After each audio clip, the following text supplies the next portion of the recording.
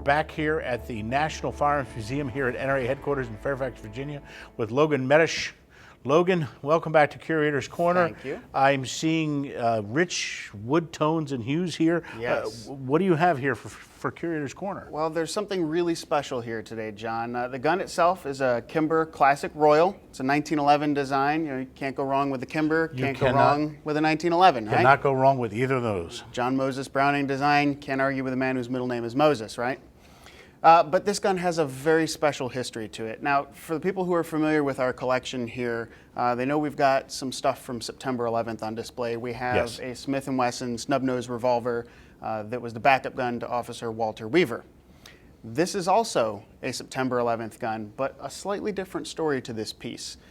Instead, this gun was part of a shipment that was sitting down in the customs warehouse in the basement of the World Trade Center, prepping to go overseas. Wow.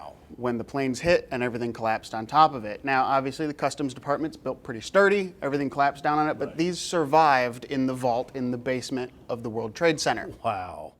And so they ended up actually being shipped over to Italy, is where these particular guns went. And they spent more than a decade over in Italy.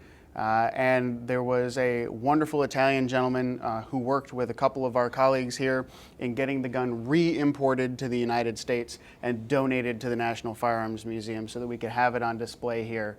And it is a sobering contrast between Officer Weaver's pistol and this 1911. And Logan, you think about what they had to do just to with that building. I mean, what they had. This was down in the basement, you said? Yeah. What they had to do just to get to where these firearms were being stored, the stuff from the customs department, and then it's in this kind of shape, and they're able to ship it out. And Absolutely.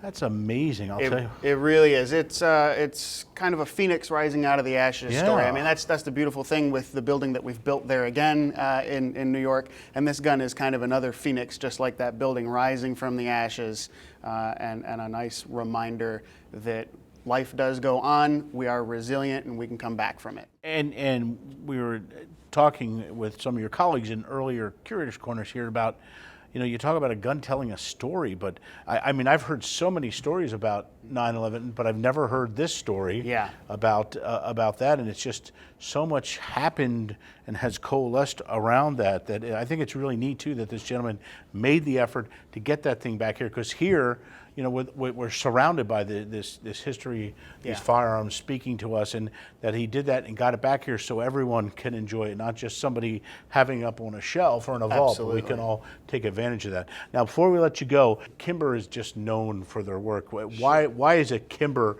1911 so impressive? Well, they've done a good job. They've taken a great design and they've almost improved on it. Kimber makes some really high-end stuff. They're beautiful guns and they're functional guns, and so you kind of get the best of both worlds with these pieces, form and function. So beautiful. All right, so if you want to come see that, and part of the whole thing is the package. We have a plaque. We'll get a shot of that for you. This beautiful display case and the firearm itself, all part of this this history. Wow, and the connection to the whole 9/11 World Trade Center.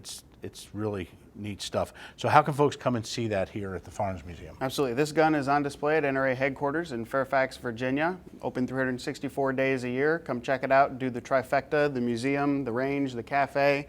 Or if you can't come see us in person, we've also got nramuseums.com. Check out all the galleries there. We're also all over social media, Facebook, Twitter, Pinterest, Instagram, you name it, we're there for you. You guys do that. I follow it and share it, your gun of the day, on Twitter and on Facebook. Love it. Logan, thank you so much for sharing this wonderful treasure here with us on Curator's Corner. We'll see you for more Curator's Corner. Sounds good. Thanks, John.